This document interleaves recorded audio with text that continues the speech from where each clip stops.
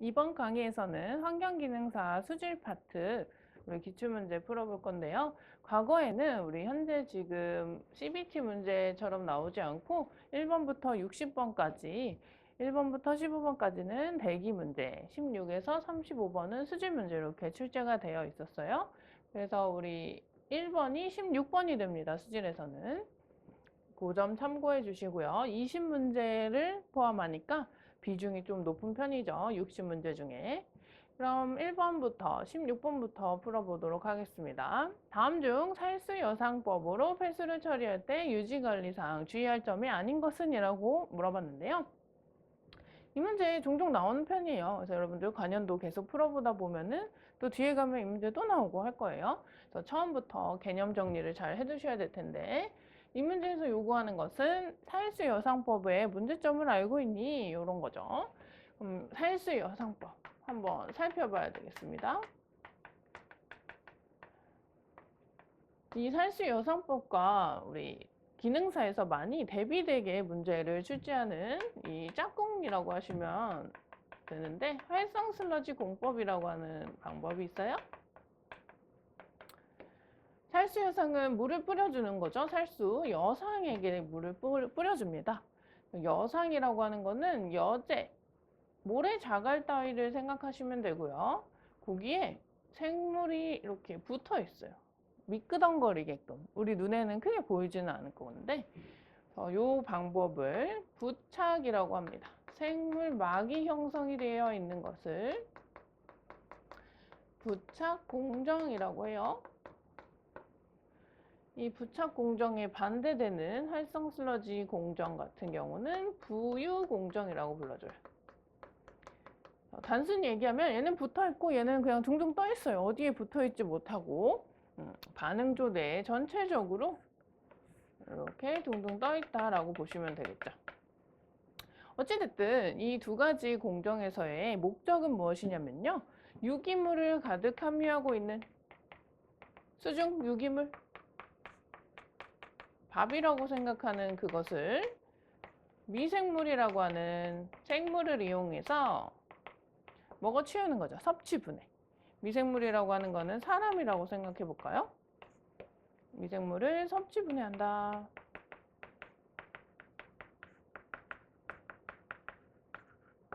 그러면 수중의 유기물의 수치가 감소하게 되겠죠. 그때 우리 뭘 이용할 거냐면요. 산소를 이용합니다. 산소. 산소를 많이 필요로 한다라는 것은 수중의 유기물이 많았다는 거고요. 적게 필요하거는 수중의 유기물이 적었다라는 거겠죠. 그래서 사람도 밥을 먹을 때 산소와 함께 먹는다 이렇게 생각하시면 됩니다. 근데 그 미생물이 붙어있냐 아니면 떠있냐 그거 차이라는 거예요. 그럼 살수 여상법이라고 하는 것의 문제점은 이렇게 살이 너무 찌면은 미생물 막이 이렇게 비대해진다라고 하는데, 두꺼워지면 이렇게 물이 고여일 수가 있겠죠. 물을 뿌려줄 때 그 사이 공극이라는 것을 통과하면서 이 밑에도 또 여상 여제가 있잖아요. 이런 데들 공급을 받아야 되는데 막혀버리면 안 되는 이 현상을 연못화 현상이라고 불러줘요. 이거 꼭 기억하셔야 돼요. 살수 여상에서의 대표적인 문제점은 연못화 현상이에요. 그것을 일어날 수 있는 것이 지금 제가 예로 비대해진다, 살이 찐다라고 하는 거 하나 들었는데요. 생물막의 탈락이라고 하는 저 3번 예문 있죠. 위쪽에 다른 생물막이 물이 너무 세게 틀어져가지고 막이 이렇게 붙을 수가 있겠죠? 공극을 막아버리는 거죠. 그래서 여상의 폐쇄라든지 생물막이 탈락됐다라는 것도 모두 다 연못화 현상의 일종이라고 보시면 됩니다. 그리고요, 활성 슬러지는요, 문제점이라고 하기보다는 계속 둥둥 떠 있지만 물의 흐름이 왼쪽으로 들어와서 오른쪽으로 편의상 나간다고 했을 때 미생물이 부족해집니다. 어느 시점이 되면은. 그렇기 때문에 두 글자 반송이라는 걸 통해서 이 반응조 안에 미생물의 양을 항시 일정하게 유지를 해준다라는 거죠. 그런 작업이 필요하고요. 그 다음에 얘 같은 경우는 또 침전지로 유입이 되면서요. 밥을 먹어서 지금 섭취 분해한 미생물들은 무게가 무거워졌겠죠.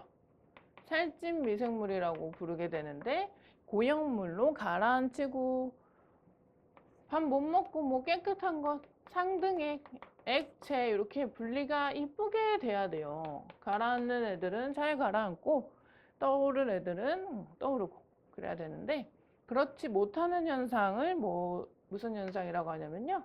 고액 분리가 안 되는 현상. 활성 슬러지 공법에서의 치명적인 단점이라고 볼 수 있는 건데 같은 이름으로요. 벌킹이라는 표현, 슬러지 벌킹, 팽윤, 팽화 세 가지 이름 모두 다 쓰이니까요. 같이 알아두셔야 돼요. 살수 여상에 대해서 문제점 물어보고 이런 멘트 나오면 틀린 거죠. 활성 슬러지 공정의 문제점이니까요. 그래서 1번, 16번에는 1번이 정답인 것을 알 수가 있겠고 하나 추가적으로 더 해보자면요. 산소 공급에 대해서 언급을 해볼 거예요. 이 친구는 반응조 안에 산기 장치가 있어가지고 즉 어항 물고기한테 산소 공급해주는 것처럼 그 산기 장치가 있어요. 그래서 수중에 산소 농도가 그리 문제가 될 만한 경우는 드물죠. 근데 얘 같은 경우는 산소 공급을 못 받아요. 바람이 불어야지만 산소가 공급이 되다 보니까요. 악취가 조금 있죠. 활성 슬러지보다는 악취. 바람 안 불면 여름 같은 경우에는 바람 잘 안 부니까요. 그러면서 4번에 나와 있는 예문처럼 파리가 발생할 수 있다는 거죠. 16번의 살수여상법 문제점 2, 3, 4번은 맞는데 1번은 아니다라는 거 한 번에 딱 정리해 두시면은 뒤에 가면은 바로 풀 수가 있겠어요. 그럼 17번 가볼까요? 육가크롬 함유폐수 처리법으로 가장 적합한 것은 그랬네요.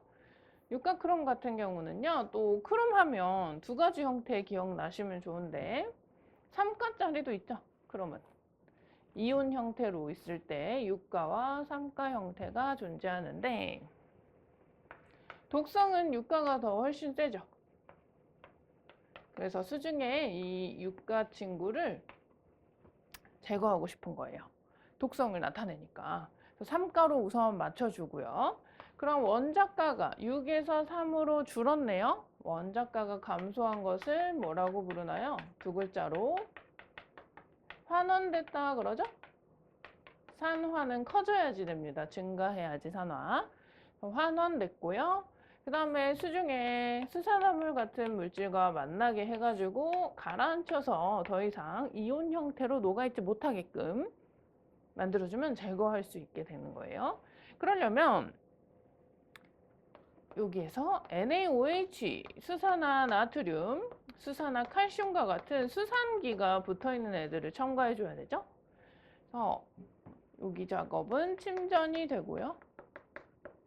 보니까 세 가지 과정이 있어요. 환원이랑 침전만 있지 않고 중화라는 과정도 있는데 환원이 잘 일어나는 pH가 2에서 3 정도거든요. 낮을수록 환원이 잘 돼요.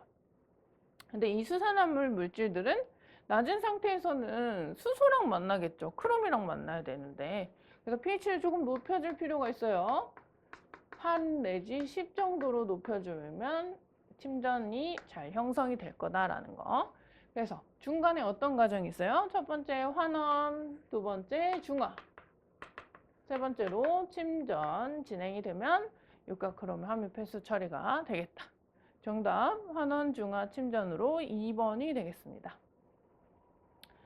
그래서 이렇게 pH의 수치, 범위까지는 뭐 정확히 기억을 해두시진 않아도 되지만요. 어떠한 흐름 정도는 알고 있으면 또 좋겠죠. 너무 최소한으로 알고 이 기능사를 합격하려고 하기보다는요. 그래도 이왕 공부하는 거 이론이 조금 정리가 되면서 하면 좋겠습니다. 그 다음에 18번 문제 가볼까요? 계산 문제 나왔네요. BOD 병에 300ml짜리 BOD 병에 시료를 0.2%를 넣고요. 희석수를 채웠대요. 나머지는 최초의 산소 농도, DO 농도를 측정한 결과 6.8. 5일간 배양 후의 DO 농도는 2.6이었다. 이 시료의 BOD5를 찾아봐라 그랬어요. 그럼 우선 이렇게 시험을 통해서 나온 결과, 수치를 이용해서 내가 어떠한 값을 찾으려고 해요. 뭐 COD도 찾아봐라 라는 문제도 분명히 있을 텐데, 우선 BOD 공식을 알아야 되겠다. 그죠? 뭐 공식이라고 할 것도 없어요.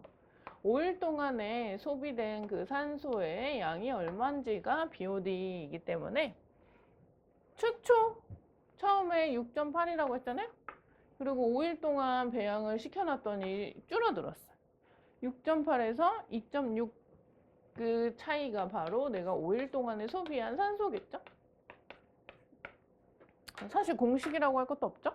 큰 값에서 작은 값 빼주면 되는데요. 최초 DO, 초기 DO라고 할까요? 그 다음에 5일 후 DO를 빼면 된다라는 거. 그 이후에 이 P라고 하는 게 이제 관건이죠. 이 문제 풀 때. 희석 배수라고 하는 것을 P라고 하는데, 크게 어렵진 않아요, 얘도. 보통의 큰 값에서 작은 값으로 나누기를 하면 몇 배 희석한지가 나오거든요. 그래서 큰 값이라고 하는 건 전체 값이에요. 전체 부피. 그다음에 시료 부피. 여기서 전체라고 하는 거는 시료 더하기 희석수죠. 그래야 전체죠. 그것을 다시 한번 시료로 나눠주시고. 이 문제상의 첫 번째 줄에 보시면 P를 찾을 수가 있어요. 전체 시료는 300ml고요. 시료는 0.2%만이다 라고 돼 있죠. 전체 300. 시료는 0.2 이렇게 넣으시면 안 되고, 전체 중에 0.1을 넣은 거예요. 근데 퍼센트가 들어가 있으면 어떻게 돼야 돼요? 100으로 나눠주셔야 되죠? 100분율이니까. 그냥 0.2 하시는 분들이 있는데 0.002로 하셔야 돼요. 그래서 500배 희석된 것을 먼저 내가 찾아야지. 이 식에다 넣으면 끝나네요. 정답이 2100이 나올 건데요. 최대한 간단히 설명을 해드려 봤어요. 우리 책에는 아마 여기가 100으로 되어 있을 텐데, 어차피 100분율이라서 뭐 100을 나누든 200 나누기 200을 하든 300 나누기 300 다 같은 것이죠. 근데 원칙적으로 봤을 때는 전체 부피가 300이다 라는 거이기 때문에 이 분자 자리에 300이 들어간 게 조금 더 정확하겠어요. 보통 300이 다 시료면은 좋겠는데 300ml가 다 시료인 걸 가지고 이렇게 5일치 동안의 산소 소비를 측정하기가 힘들어요. 왜냐면 3일 만에 이 산소 소비가 다 끝났을 수가 있잖아요. 그죠? 왜냐면 그 속에 유기물이 너무 많다 보니까 300을 넣으면, 그래서 적당히 희석수를 넣어서 희석을 해가지고 시험을 진행하게 돼요. 18번에 4번이 되겠고요. 19번 가볼까요? 화학적 산소 요구량에 대한 설명 중 옳지 않은 거 그랬어요. 우리 방금 푼 것은 BOD였는데 이번엔 COD를 물어보네요. 가장 큰 차이점은 BOD는 생물에게 직접 먹어봐, 유기물 좀 분해해줘 봐봐, 내가 산소 줄 테니까 해가지고 그 산소가 5일치 동안에 얼마만큼 소비됐냐 그거라고 했었죠. COD는 산소 산화제라는 친구를 이용해서 미생물 필요 없습니다. 그리고 수중에 산소도 필요 없어요. 산화제 대표적인 거 두 가지 알아두셔야 돼요. 과망간산 칼륨, 중크롬산 칼륨. COD 측정할 때 사용되는 대표적인 산화제 두 가지 반드시 기억을 해두시고요. 특징을 보시게 되면 산소를 이렇게 많이 가지고 있어요. 그래서 내가 산소 줄게, 유기물 이제 분해해보자, 이렇게 되는 거죠. 산화제가 가지고 있는 산소를 이용해서 분해하다 보니까 수중에 산소가 필요 없어도 실험이 가능하다라는 거고요. 그다음에 세 가지로 나뉘게 돼요. 크게 보면 산성 과망간산 칼륨이 있고요. 알칼리성 상태에서 하는 게 있고, 이 세 번째 친구 중크롬산 칼륨은 그냥 중크롬산 칼륨이에요. 그래서 우리가 수질오염 공정시험 기준상의 COD를 측정하는 것에는 이렇게 세 가지 방법이 있어요. 산성 상태에서의 과망간산 칼륨, 알칼리성 상태의 과망간산 그다음에 그냥 중크롬산 칼륨. 1번 보기부터 볼게요. 미생물에 의해 분해되지 않는 물질도 측정이 가능하다라고 하는 거죠. 이 친구 약품이에요. 그래서 아무래도 생물이 할 수 있는 것 외에도 일부 더 할 수가 있어요. 이렇게 적어두시거나 U가 붙으면 최종이죠. 최종. 완전히 생물이 다 분해한 그 수치보다는 일부 크다. 약품이 분해해서 산소를 소비한 거지. 이거와 같은 느낌으로 그림을 그려보자면 이렇게 그릴 수 있죠. COD가 더 크고 BOD가 그 안에 들어가 있으면 되고요. 이 바깥에 생물이 분해할 수 없는 부분도 일부 분해할 수 있다라는 그림 그려놓으면 좋겠고요. 2번 가볼게요. 산소, 염소이온의 방해가 있을 수 있을 때 황산은을 첨가함으로써 감소시킬 수 있다라는 거죠. 황산은, 그러니까 은이 목적이에요. AgCl이라고 하는 염화은을 만들어내면 얘네들은 용해도가 낮아가지고 이온 형태로 있지 않고 이렇게 침전을 형성하기 때문에 염소이온이 수중에서 사라지게 되는 효과가 있어요. 그다음에 3번에 BOD 시험치보다 빨리 구할 수 있으므로 폐수 처리 시설 운영할 때 유용하게 사용이 가능하다라고 하는데 BOD 같은 경우에는 아무 말이 안 써 있으면 20도씨에서 5일 동안 배양한 거잖아요. 5가 숨어 있는 건데 즉 5일은 있어야지 5일은 지나야지 내가 산소 소비를 보면서 결과를 알 수가 있다면 이 COD 측정은 2시간 정도면 끝나요.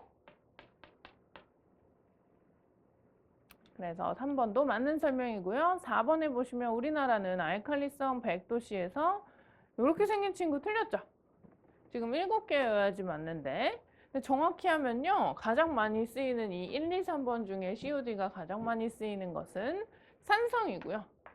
과망간산 칼륨이라서 두 가지 부분이 틀렸네요. 그래서 19번의 정답은 4번이 되겠습니다. 20번 염소는 폐수 내 질소화합물과 결합하여 무엇을 형성하는가 그랬는데 염소는 왜 넣어줘요? 물에 수중에 왜 공급을 해주냐라고 하면요. 간단히 이야기하면 두 글자죠. 소독 효과, 잔류염소 아시죠?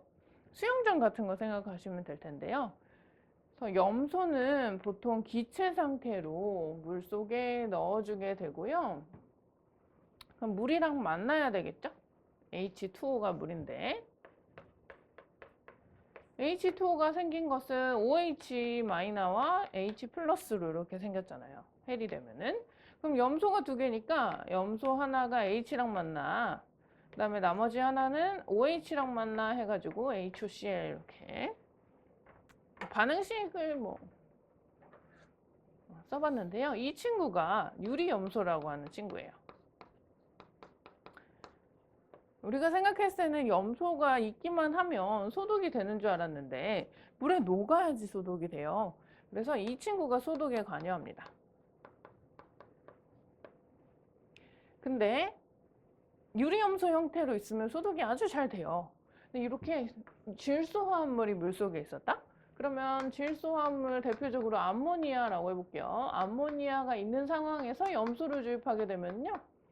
유리염소가 소독을 안 하고 얘랑 만나요. 결합을 해버려요. 그래서 H가 하나 떨어져 나오고 두 개가 되고 Cl이 되고요. 하나는 H2O가 되겠죠.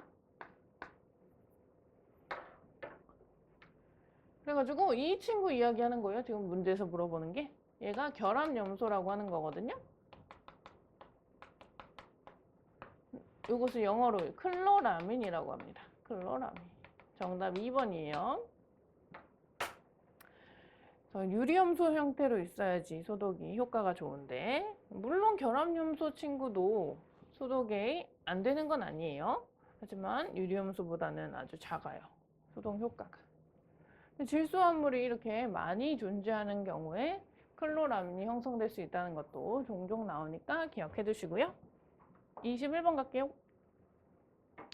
에탄올의 농도가 250mg/L인 폐수의 이론적인 화학적 산소 요구량 물어봤어요. 자, 뭐 크게 앞에 화학적이 붙든 생물학적이 붙든 신경 쓰지 마시고요. 결론적으로는 물어보고 싶은 게 산소량입니다. 산소. 에탄올이라고 하는 친구도 유기물의 일종이거든요. 근데 지금 식을 안 줬어요. 문제에서. 에탄올 이렇게 생긴 친구죠. 이렇게 생긴 친구가 수중에 있으면 산소를 소비해버려요. 그게 얼마만큼이니 이렇게 찾아봐 라는 문제죠. 그래서 이런 문제는 화학 반응식을 세울 줄 알아야 돼요. 그래서 몇 개가 필요한지 산소가 숫자로 한 개가 필요한지 두 개가 필요한지 개수를 따져봐야 되겠죠. 그래서 계산값이 달라질 텐데요. 해보겠어요. 자, 왼쪽에 C가 두 개 있으면은 CO2가 돼야 돼요. 산소랑 만나서 최종적으로 CO2도 두 개 생겨야 되고 H는 H2O가 돼야 되죠. 여기 H 6개 있으니까 3을 곱해주면 3이 6이 되겠습니다. 마지막에 산소를 해줘야 돼요. 여기 하나 있어요. 하나 있어요. 하나 있고 이쪽 찾아봐야 되고 2, 2는 4, 3, 1은 3. 밑줄이 어떻게 돼요? 빈칸이 그래서 6이 되니까 3을 써주면 3이 6 해가지고 탄소, 수소, 산소 모두 다 개수를 맞춰봤고요. 이제 반응식을 세우고 나면 내가 미지값을 찾아보기 위해서 비례식을 이용하게 되는데 분자량 땡땡 미지농도 땡땡 해서요. 이 에탄올 분자량 계산할 수 있어야 되죠. C는 12, 하나에 10인데 두 개니까 24, H 6개니까 6이니까 24 더하기 6. 산소 하나에 16이니까요. 46이다. 46이라고 아래쪽에 써놓으시고 46 땡땡. 그래서 요 앞에 3을 찾기 한 거죠? 3을 먼저 찾으셔야 돼요. 3 곱하기 32. 이 말 뜻은 뭔가요? 에탄올이 만약에 46만큼 있었으면 이 친구를 완전히 CO2랑 H2O, 이산화탄소와 물로 바꾸기 위해서는 산소가 이만큼 필요하다라는 거예요. 비율 46 있어야 되면 46을 완전히 분해하려면 3 곱하기 32. 근데 지금 에탄올이 46이 있는 게 아니고 250 있네요. 미지 농도 라인에 써주세요. 250mg/L. 베타 이렇게 쓸까요? 이게 정답이에요? 46 있을 땐 3 곱하기 30이면 250 있을 때는 얼마 하면은 이렇게 크로스해서 곱하시는 거죠. 250 곱하기 3 곱하기 32 나누기 46 하면은 4번 521.7 나오네요. 간단한 거예요. 다음 22번 문제가 아주 골고루 나오고 있어요. BOD 나왔고요. COD 나왔고 이번에는 DO 산소에 대해서도 한번 짚고 넘어가네요. 자, 산소가 많으려면 어떻게 해야 되고 적으려면 어때야 되는지 각각 1, 2, 3, 4번의 상황을 보시면 되는데요. 이거는 뭐 크게 어렵지는 않겠어요. 물의 온도가 높으면 산소량은 감소할까요? 우선 산소라고 하는 거는 고액 기중에 뭔가요? 고체, 액체, 기체 중에 기체잖아요. 기체의 성질. 온도가 높아지면 날아가죠? 대기 중으로. 그래서 녹아있는 산소는 감소한다. 맞는 설명. 2번 불순물의 농도가 높을수록 용존산소는 감소한다. 그래서 뭐 같은 부피 이렇게 동그라미 해볼까? 여기 산소가 녹아 들어가고 싶은데 여기에는 이미 녹아 들어있는 불순물이 막 이렇게 있어. 불순물로 그득그득해. 그럼 산소가 들어갈 자리가 없고 얘는 완전히 다 순수하게 있다 보면은 산소가 많이 녹아 들어가겠죠? 2번 설명도 맞는 거죠. 불순물이 많으면 산소 자리가 없어요. 3번에 물의 흐름이 난류일 때 용해도가 낮다. 요것도 틀렸네. 요거 틀렸네요. 난리 친다면 좀 그런가요? 난류와 측류를 비교하시면 되죠? 파도 있고 바람 많이 불고 이럴 때 난류고 태풍같이 측류는 너무 평온하게 아무런 흐름이 없이 평평한 흐름이다. 그럼 여러분들 두 가지 상황 중에 당연히 대기 중에 산소 공급은 난류일 때가 더 높겠죠? 그래서 3번이 정답이네요. 4번, 현재 물속에 녹아있는 양이 적어야지 많이 녹겠죠? 이거 불순물이랑 똑같아요. 내가 산소가 녹아 들어가고 싶은데 이미 많이 녹아 들어 있으면은 속도가 느리겠죠. 용의 속도가. 근데 용존산소가 적게 녹아 있으면 용의 속도가 증가한다. 4번 맞는 설명이었습니다. 23번 비점 오염원에 해당되는 것은 이랬네요. 이 문제는 간단히 보고 넘어갈게요. 점 5와 비점의 차이인데요. 비점을 물어볼 때는 이 오염이 어디서부터 왔는지 일정하게, 혹은 내가 점을 찍을 수 없는 경우를 비점이라고 하잖아요. 불특정 장소에서 불특정하게 유입이 되는 그런 경우인데요. 두 가지 중에 하나예요. 농경지, 농사, 농업용수, 아니면 비, 강우. 강우가 가장 크죠. 빗물. 그래서 비가 이쪽에서 오염물질이 처음에 발생을 했는데 비가 막 내려가지고 하류 쪽에 오염이 막 진행이 됐어요. 그러면은 어느 집에서 이 오염물질을 배출했는지를 알 수가 없어요. 빗물 때문에. 그리고요, 농업용수 또한 같은 원리예요.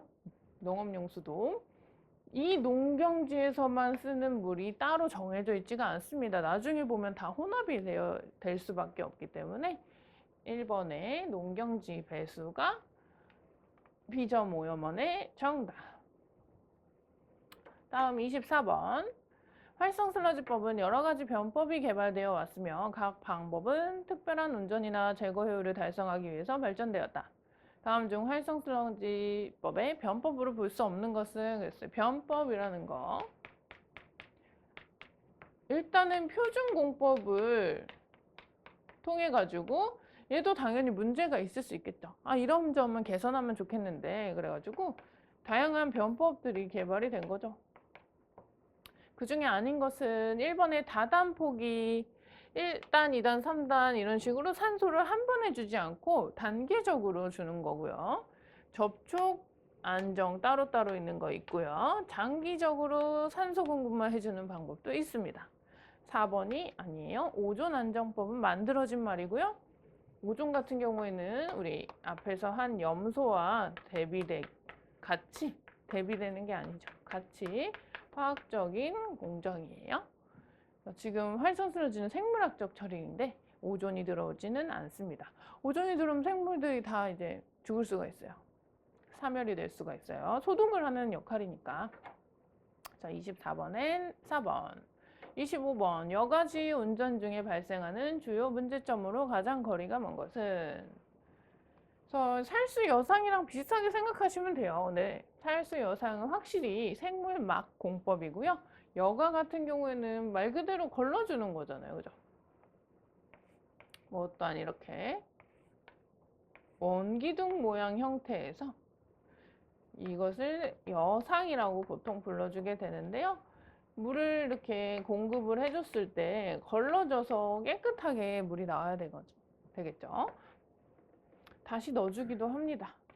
재순환이라고 하는데 여기서 발생하는 문제점은요. 여과는요. 예민한 부분이 공극이 예민해요. 공극. 여제들의 크기가 균일하냐 아니면은 크기가 되게 다양하다.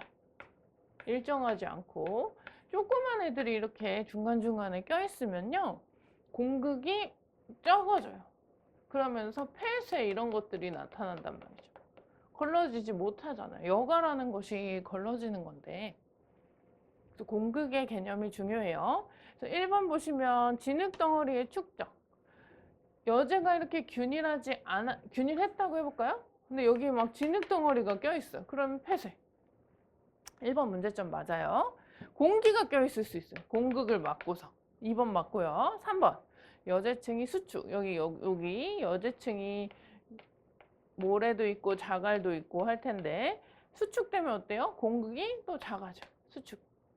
아시죠? 이완 수축 이런. 3번. 1, 2, 3번이 문제점이 맞고요. 4번의 벌킹 현상은 아까 활성 슬러지였잖아요. 활성 슬러지 문제 물어봐 놓고 아닌 것 하면은 이 여가 쪽. 여가 물어보고 아닌 것 하면 활성 슬러지 쪽. 항상 이렇게 대비되게 문제가 나오죠. 25번도 정답이 4번이었어요. 26번 계산인데 234 ppm이네요. 이 염화나트륨 소금이라는 거네요. NaCl. 몇 몰농도입니까? 그랬어요. 이런 문제는 아주 간단한 단위 환산 문제죠. ppm이라고 하는 것을 몰농도로 환산을 해봐라. NaCl 몰 per 리터. 이렇게 계산을 할 때는 좀 왼쪽에다가 구하고자 하는 단위와 물질을 이렇게 적어 두시고 바꾸고자 하는 것을 여기다 쓰세요. 234 ppm. 도대체 ppm을 몰 퍼 리터로 어떻게 바꾸는 거야? 우선 ppm의 성질을 좀 알아야 되겠죠? 비율이기 때문에, 즉 퍼센트라고 하는 것도 우리가 바로 대입을 할 수 없어요. 계산을 할 수가 없죠. 1%라고 하는 것을 계산식에 넣을 때는 100분의 1로 넣어야 되는 것처럼 수질에서는 이제 무게비니까 100g 중에 1g 이렇게 표현해도 상관은 없겠죠. 그럼 이 ppm, 1ppm이라고 하는 것은 어떠한 비율이에요? 100만 분율. 답을 너무 빨리 말했는데 얘는 100분율, 얘는 100만 분율. 그럼 100만 원 하면 공이 몇 개 있어요? 100만 원. 공이 6개 있다고 이렇게. 콤마를 찍게 되면은 3개 있어요. 그래서 10의 6승 친구 중에 1개가 1ppm을 의미하는 거예요. 그람 붙이셔도 되고. 그 다음에 조금 더 자주 쓰이는 것 쪽으로 가볼게요. 요거는 이제 100분율과 비교하게끔 설명하려고 한 거고요. 미리그램 퍼 킬로그램이라는 단위가 더 많이 쓰이죠. 미리그램과 킬로그램 100만 분율이에요. 그쵸? 단위를 맞게 해보세요. 아래쪽을. 킬로그램 말고 미리그램으로 환산하시면 어떻게 돼? 10의 6승 미리그램이니까 단위 미리그램 지어주면 100만 분율이 되는 거죠. 공이 6개 중에 1개가 해당하는 비율이다. 근데 이제 비중이 1이라고 하는 경우에는 킬로그램 대신에 리터로 쓸 수가 있는 거죠. 조금 지저분해 보이는데 이 아래쪽에 정리할게요. 중요 표시로 할까? 1ppm이라고 하는 문제가 나왔어. 혹은 지금 234잖아요. ppm 단위를 내가 계산식에 넣을 때는요. 미리그램 퍼 킬로그램이 무조건 같아요. 요거는 항상 같아요. 비중이 1이 아니거나 1.2거나 1.3이거나 상관없이 이 무게비는 항상 같은데요. 비중이 1까지 나왔어요. 근데 보통 비중이 1인 경우가 기능사에선 대부분이에요. 요거가 같아요. 비중이 1일 때, S가 1일 때.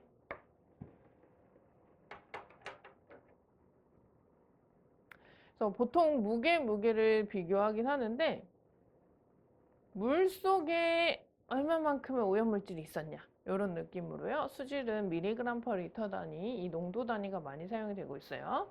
그리고 ppm 지우고 미리그램 퍼 리터 넣으시면 돼요. 그러면 분모의 리터는 맞았고요. 미리그램 지우고 몰 생기죠. 1몰에 몇 g이에요? NaCl. 여기 알려줬네. 나트륨은 23이고 염소는 35.5야. 그럼 2개 더하면은 58.5네요. g이어야 되는데 밀리가 왔으니까 10의 3승 들어갈게요. 요게 정답이겠어요? 0.004?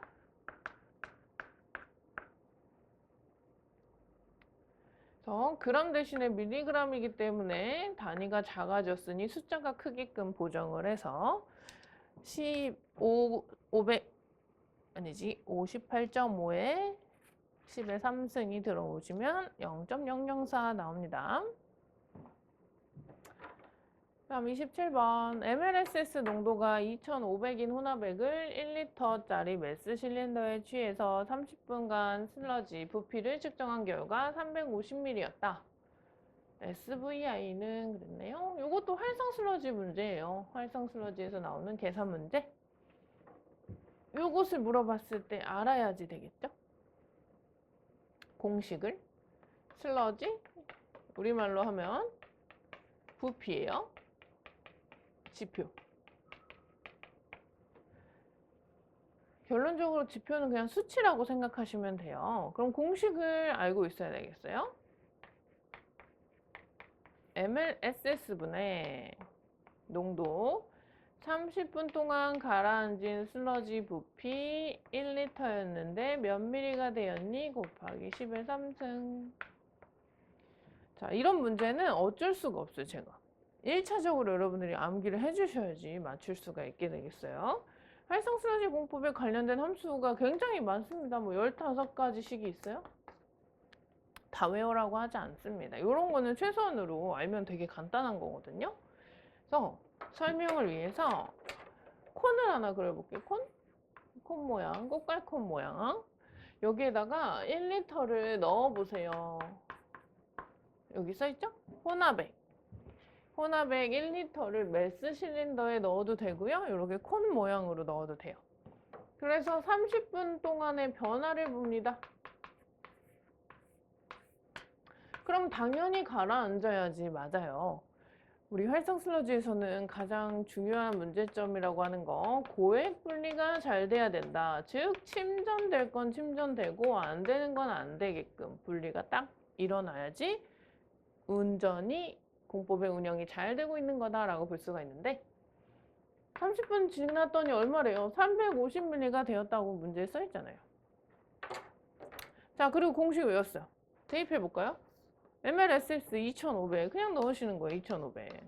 여기 제가 단위를 안 쓰긴 했는데 밀리그램 퍼 리터 단위로 수치만 넣으시면 돼요. 그리고 30분 동안의 변화 얼마로 넣으면 될까요? 지금 그림에 적혀져 있죠. 1리터였는데 350이 됐어요. 요 동그라미, 왕동그라미가 350이 되면 끝이에요. 엄청 간단해, 이 공식. 그리고 1000을 곱해주시면 이제 비율이 맞겠죠. 사실 여기서 단위가 지워지면서 1000이 오게 되는데 그거까지는 안 할게요. 그래서 140 나오면 되겠어요? 계산기 가져갈 수 있잖아요. 350에다 1000 곱하고 2500으로 나누면 정답인 이런 간단한 문제는 맞춰주면 좋겠죠. 28번. 폭이 2m, 길이가 15m인 침사지에 수심이 100cm짜리인 폐수가 유입을 할 때 체류 시간이 50초라면 유량은 그랬어요. 자, 유량 같은 경우 어떻게 구하면 되는지 간단한데요. 최적을 시간으로 나눠주면 돼요. Q 유량. 어떠한 최적을 채우는 데 걸리는 시간이라고 보시면 돼요. 최적, 부피.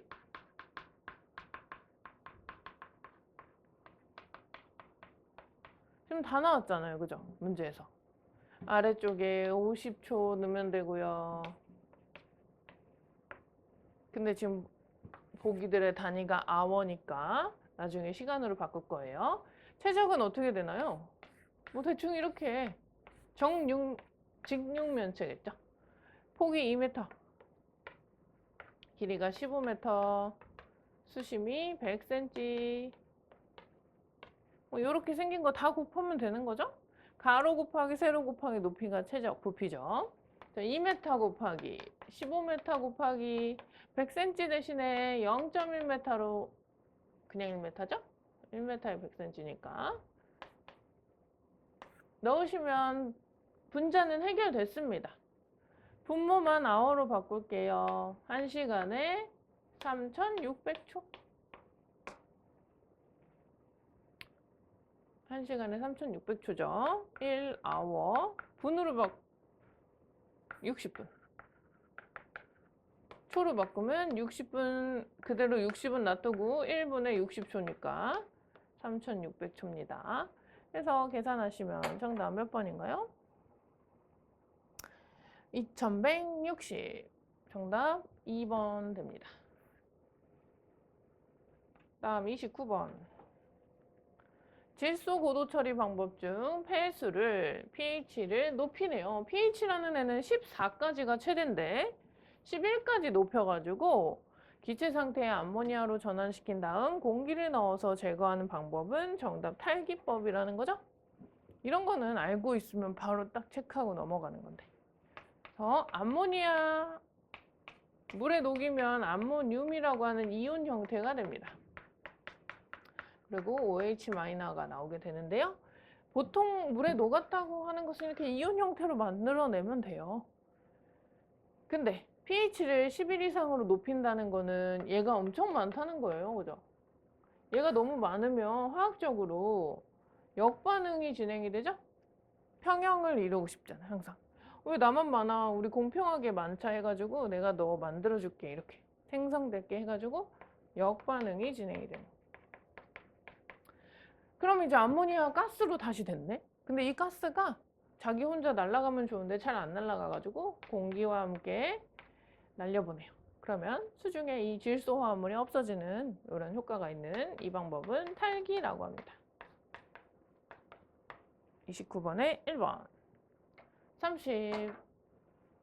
200 세제곱미터의 포기조에 BOD 농도가 370짜리 폐수 1250 유량으로 유입되고 있다. 용적 부하는 그랬어요? 이 문제 또한 활성슬러지 공법에 관련된 함수 15개씩이 있다고 한 것 중에 이제 하나예요. 또 이것도 간단한데 뭐 용적 부하라는 용어가 어렵다. 여기 아래쪽에 단위 살짝 보시면 킬로그램 퍼 세제곱미터 돼 있죠? 먼저 갈게요. 용적당, 용적이 들어가야 돼요. 최적, 용적, 부피. 요거 세제곱미터. BOD 와야 되죠? BOD 용적 부하니까. 부하라고 하는 거는 유량이 들어오면 됩니다. 유량. 부하라는 말이 붙을 때는 보통 유량을 이야기해요. 그래서 내가 이 포기조 용적이 정해져 있어. 200이라고. 근데 BOD 농도와 유량이 이렇게 나와 있을 때 얼마만큼으로 지금 용적 부하가 형성이 되냐. 계산해 보는 거죠? 그럼 그대로 넣으면 돼요. 200. BOD kg per 메타 3승으로 바꾸기 위해서 0.37 kg per 메타 3승 1250 넣으면 끝. 그래서 정답이 지금 2.31인데요. 우리 처리시설에서는 이렇게 높으면 안 될 것 같아. 이 포기조 부피를 바꿀 순 없잖아요. 그죠? 개조할 순 없으니까. 나는 2까지만 허용 가능해. 2kg per 메타 3승 데이 하루에 용적당. 그럼 뭐 둘 중에 하나 낮추면 되겠죠. BOD 농도가 낮추긴 힘들 것 같아서 양을 좀 줄인다든지 하루에 유입되는 양을 이런 식으로 조절할 때 용적 부하를 사용하게 됩니다.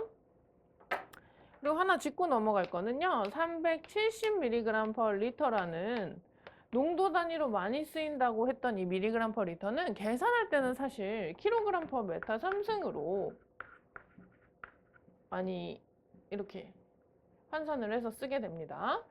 자, 아래쪽은 어떻게 됐어요? 이게 킬로리터랑 똑같죠? 1000배 커졌어요. 근데 위쪽은 밀리에서 킬로까지 하려면 2배 커지는 거죠. 밀리그램보다 1000배 크면 그냥 그램. 그냥 그램에서 1000배 커야지 킬로그램. 그래서 어떻게 돼요, 지금? 분모는 1000배밖에 안 커졌는데 분자가 100만 배 커진 거죠. 10의 6승. 그러니까 숫자에다가 1000배 크게 써주는 거예요. 이렇게. 분모가 억울하잖아요. 그럼 등호가 형성이 안 돼요. 1000을 써주고 370. 그러니까 0.37이 되는 거예요. 물론 보정 같은 경우에 자주 하다 보니까 한 번에 미리그램 퍼 리터는 1000으로 나눠서 킬로그램 퍼 메타 3승 것 같구나 정리해 두시면 좋겠어요. 31번. 펜톤 산화 반응에 대한 설명으로 옳은 것은 그랬네요. 얘는 고도 처리예요. 펜톤 시약이 무엇인지를 알아두시면 됩니다. 펜톤 시약에서 사용되는 시약. 철, 과산화수소 이렇게 있어요. 두 가지. 이 친구는 촉매, 얘는 산화제. 펜톤시약은 요 두 가지인 거는 최소한으로 알아두시고 역할까지도 알면 좋겠습니다. 그럼 옳은 것은 했네요. 황화수소 없고 과산화수소 있죠? 2번 정답. 오존, 아질산 없으니까요. 이 친구 이름 과산화수소. 그래서 31번에 2번 정답. 32번. 다음 중 다른 살균 방법에 비해 염소 살균을 더 선호하는 이유는 바로 나와야 되죠, 여러분. 염소를 왜 쓰니? 라고 했을 때 잔류 효과 때문에 쓰죠. 1번. 소독에 있어서는 염소 아니면 오존인데 오존 친구는 소독력은 매우 높긴 하지만요. 잔류가 없다. 남아있지는 않아. 그때만 딱 소독하고 끝나니까요. 반드시 얘는 염소 처리를 병용해야 된다. 같이 써야 된다. 오존만을 쓸 수가 없다는 거죠. 잔류 효과가 없어서. 염소의 가장 큰 메리트라고 할까요? 1번 정답이고요. 33번. 펄프 공장에서 배출되는 폐수의 BOD5 값이 260이고 탈산소 계수가 0.2%D라면 최종 BOD는 그랬네요. 문제 딱 보면 소비식스라는 거군. 나오셔야 되죠. T시간 동안에 소비된, 즉 5일 동안 소비된 값을 알려주고 U를 찾아봐야 돼요. 일단 식을 써야죠. 1 상용대수 베이스니까 10의 마이너스 KT. T 자리에 5 넣습니다. 5 넣으면 260으로 쓸 수 있고요. BODU 몰라. 곱하기 1 10의 K값 0.2%D 곱하기 5일. 요 계산기 입력한 거 260에서 나눠주시면 BODU 정답 나옵니다. 정답이 얼마인가요? 289. 2번 정답. 34번. 총인을 아스코르빈산 환원법에 의해서 흑강도를 측정할 때 이 친구가 수질오염 공정시험 기준에서 자외선 가시선, 즉 흑강 강도 측정할 때 파장이 가장 커요.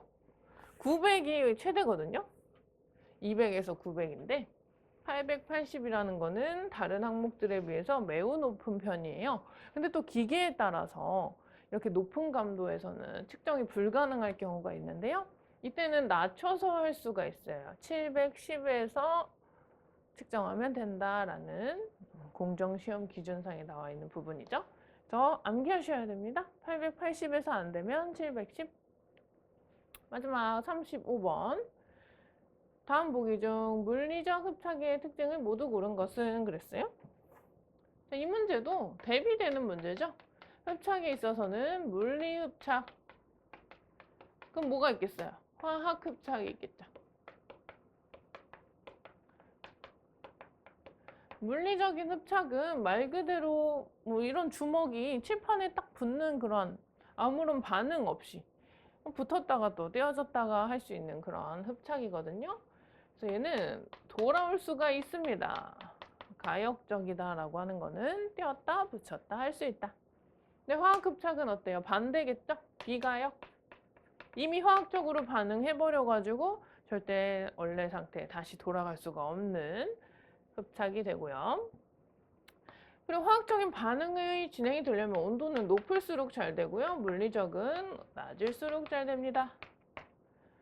그리고 여러 군데 내가 주먹이 지금 붙었는데 그 위에 또 붙을 수 있고 또 붙을 수 있어요. 물리적은. 그래서 다층, 여러 층. 근데 얘는 칠판과 주먹만이 결합을 해야 돼요. 왜냐면 얘가 이제 흡착제니까 칠판이. 주먹 이미 붙었는데 그 위에 붙을 수는 없다. 주먹은 흡착제가 아니라서. 한 층으로만 대부분 흡착이 진행된다. 마지막으로 분자량이 클수록 잘 흡착된다. 요거는 여기에다 쓰기는 좀 그렇네요. 분자량이 크면 주먹이 무거워. 또 그냥 딱 붙어요. 가벼운 애들은 나 지금 가고 있어 이렇게 천천히 오는데 무거우면은 확 와서 붙는다는 거죠. 근데 요거는 조금 논란이 있는데 내부는 가벼운 애가 잘 돼요. 내부 분자량이 낮은 친구가 흡착 잘 돼. 그러니까 이 리을은요, 표면에서의 간단한 흡착만 이야기한 거고요. 그 도라르방처럼 생긴, 돌하르방처럼 생긴 어떤 현무암처럼 생긴 애들, 그 구멍 많잖아요. 이렇게 딱 붙었다고 해서 끝이 아니고 그 안에까지도 흡착이 진행이 되니까 내부로는 당연히 가벼운 애가 잘 들어갑니다. 그럼 물리적 흡착만 찾은 것은 비가역 아니죠? 가역이니까 기역땡. 온도가 낮을수록 잘 되는 거 맞고요. 다층 맞고요. 이 리을도 맞습니다. 무거울수록 와서 잘 붙는다. 그래서 정답 기역 빼고 리은, 디귿, 리을인 4번 정답이 되겠어요. 그래서 35번까지가 우리 수질 문제니까 1회차 수질 문제, 기출문제 풀이는 여기까지 하도록 할게요.